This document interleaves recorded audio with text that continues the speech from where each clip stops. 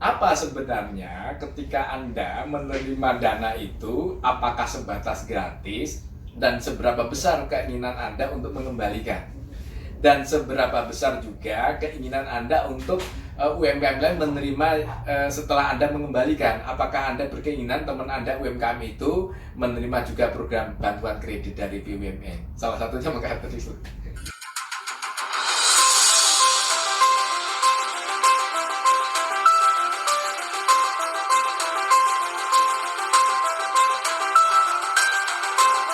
Nah, kemudian ketika penerima dana itu diberikan program CSR, salah satunya diberikan alat-alat produksi, kemudian alat-alat modal kerja, bagaimana pengaruhnya?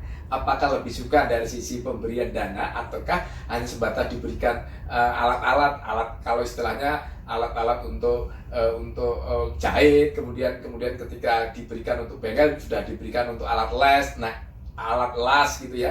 Nah, ini yang akan kita coba ukur. Bagaimana apakah ketika secara filantropi itu diberikan seperti itu, moral kemudian perilaku dari para penerima itu apakah memang suka ataukah dalam bentuk ada kaitannya berdampak kepada usaha yang diberikan. Istilahnya ketika seseorang diberikan dana, kemudian juga ditambah diberikan secara charity dalam bentuk ya las, kemudian diberikan dalam bentuk modal kerja tapi dalam bentuk fisik. Itu yang akan kita ukur, mengatakan Ibunya Jauh. Oke, ya. Terima kasih Bapak, karena itu memberi penjelasan. Hanya mungkin yang harus dipertimbangkan apakah nanti dalam riset Bapak filantropi ini menjadi salah satu domain tadinya. Ya, Karena harus dipertimbangkan soal waktu, harus dipertimbangkan soal kedalaman, itu kan juga penting. yeah. Ya.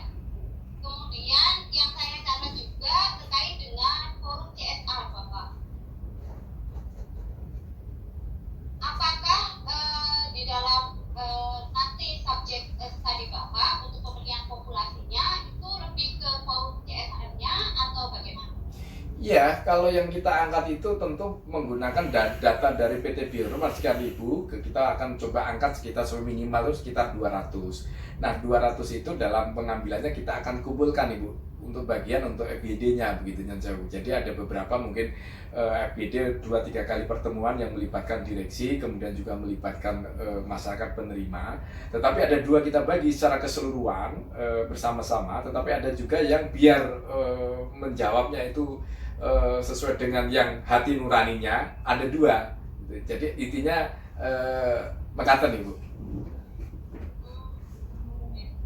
Berarti nanti lewat stratified FGD ya Pak?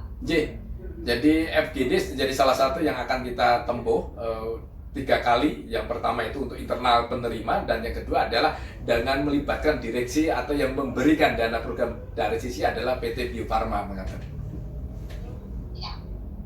Ini hanya sekedar masukan saja. FGD itu kan sebenarnya punya dua fungsi nih Bapak. Jadi fungsi pertama dia adalah sebagai mengoleksi data untuk mendapatkan data. Kemudian yang kedua dari FGD dia adalah memverifikasi data. Nah, nanti saya harap di dalam operasionalisasi metode Bapak ini lebih dikelirkan, Jack. Iya, siap.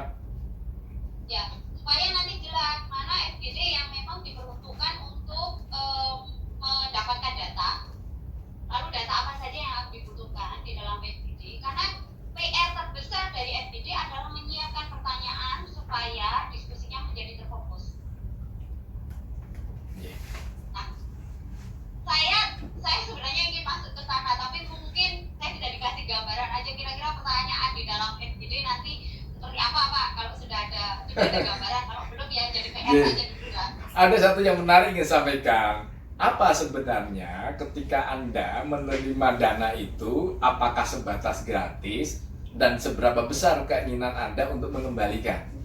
Dan seberapa besar juga keinginan Anda untuk UMKM lain menerima setelah Anda mengembalikan? Apakah Anda berkeinginan teman Anda UMKM itu menerima juga program bantuan kredit dari BUMN? Salah satunya mengatakan itu. Oke.